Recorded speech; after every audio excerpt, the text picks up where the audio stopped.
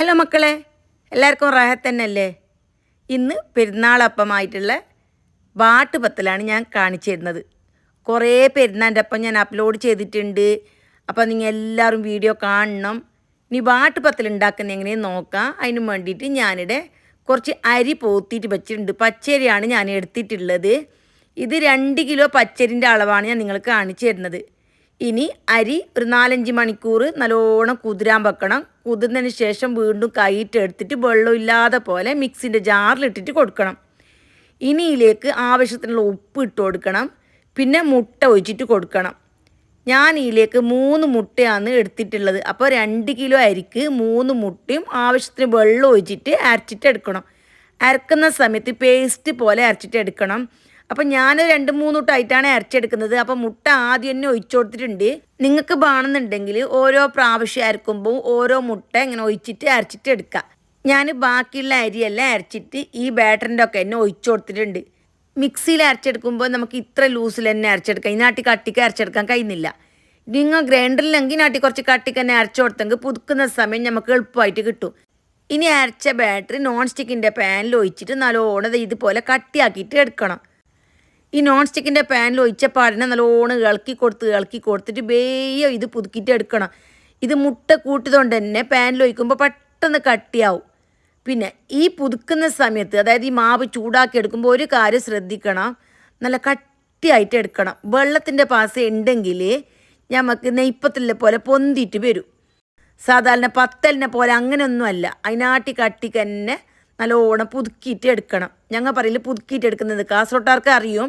ഇനി അറിയാത്ത ആൾക്കാർക്ക് ഞങ്ങൾ ഈ മാവിനെ ചൂടാക്കുന്നതിന് ഞങ്ങൾ പറയുന്നത് എന്താ അറിയോ, പുതുക്കിയിട്ട് എടുക്കുന്നതെന്ന്. എല്ലാം ഞാൻ പുതുക്കിയിട്ട് എടുത്തിട്ട് ഒരു വലിയ ചട്ടിയിൽ ഇട്ട് കൊടുത്ത്. ഇനി ഇതിലേക്ക് കുറച്ച് ചെറിയ ജീരകം, അതേപോലെ കറുത്ത എള്ള്, പിന്നെ കൊട്ടത്തേങ്ങ. 2 കിലോ അരിക്ക് ഞാനിവിടെ ചെറിയ 2 കൊട്ടത്തേങ്ങ ഇട്ട് കൊടുത്തിട്ടുണ്ട്. കൊട്ടത്തേങ്ങ ഇട്ടത്ര ഈ വാട്ടുപത്തിൽ എന്തോ ഒരു ടേസ്റ്റ്. ഇനി മിക്സ് ആക്കിയിട്ട് എടുക്കണം. ഈ തേങ്ങാവും എള്ളെല്ലാം ഈ മാവിലേക്ക് നല്ലോണം ജോയിൻ ആവണം. അപ്പോൾ അതിനും വേണ്ടിയിട്ട് നല്ല പാങ്ങല മിക്സ് ആക്കിയിട്ട് എടുക്കണം. ഇത് നല്ല ഉറപ്പുള്ള പുട്ടായതുകൊണ്ട് തന്നെ നമുക്ക് മിക്സ് ആക്കുമ്പോൾ കുറച്ച് ബനിയാവും. ഞാൻ കൗണ്ടർ ടോപ്പിലിട്ടിട്ട് നല്ലോണം മിക്സ് ആക്കിയിട്ട് എടുക്കുന്നുണ്ട്. നമുക്ക് പത്തലിൻ്റെ പുട്ടെല്ലാം കുഴക്കുന്ന അത്ര എളുപ്പത്തിൽ ഇത് കുഴച്ചിട്ട് എടുക്കാൻ കഴിയില്ല. അങ്ങനെ ആയിപ്പോയെങ്കിൽ നമ്മൾ എണ്ണക്ക് ഈ വാട്ടുപത്തലിടുന്ന സമയത്ത് നല്ല പാങ്ങനെ പൊന്തിയിട്ട് വരും. അപ്പോൾ അതിനും വേണ്ടിയിട്ട് വെള്ളമെല്ലാം നല്ലോണം വറ്റിച്ചിട്ട് പുതുക്കിയിട്ട് എടുക്കണം.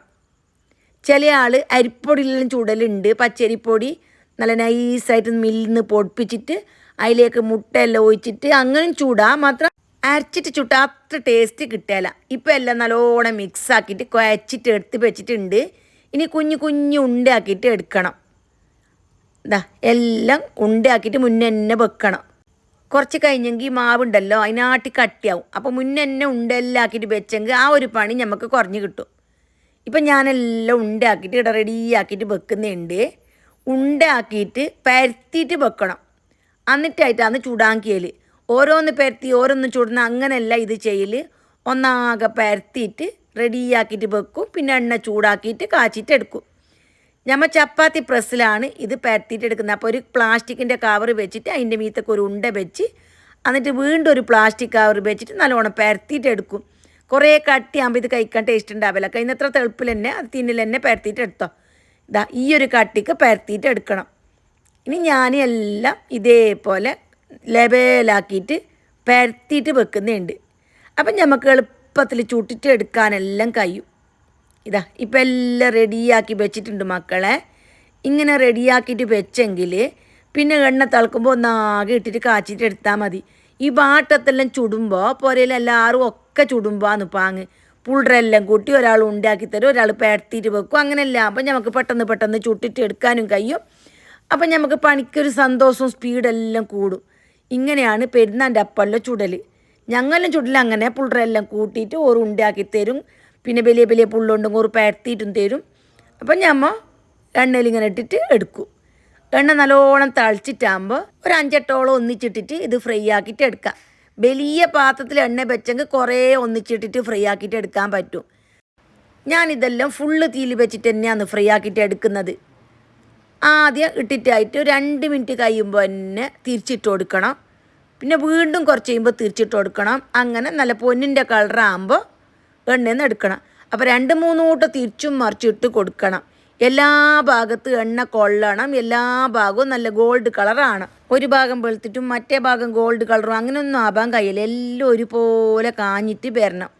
അങ്ങനെയെങ്കിൽ മാത്രമേ ഇത് കഴിക്കാൻ ടേസ്റ്റ് ഉണ്ടാവും. അതേപോലെ എടുത്ത് വെച്ചാൽ കുറേ സൂക്ഷിച്ചിട്ട് വെക്കാനും കഴിയും. അപ്പോൾ ആ കാര്യമെല്ലാം ശ്രദ്ധിക്കണം. ഞാനിപ്പോൾ 3-4 കൂട്ടം തിരിച്ചും മറിച്ചിട്ട് കൊടുക്കുന്നുണ്ട്. ഞാൻ ഏത് എണ്ണയിലപ്പം ചുടുമ്പോൾ നല്ലോണം അപ്പം തിരിച്ചും മറിച്ചിട്ട് കൊടുത്തോണ്ടിരിക്കും. ഇപ്പം നല്ല ലൈറ്റ് ഗോൾഡ് കളറായിട്ടുണ്ട്. കുറേ ഡാർക്ക് ആവാൻ നിൽക്കണ്ട.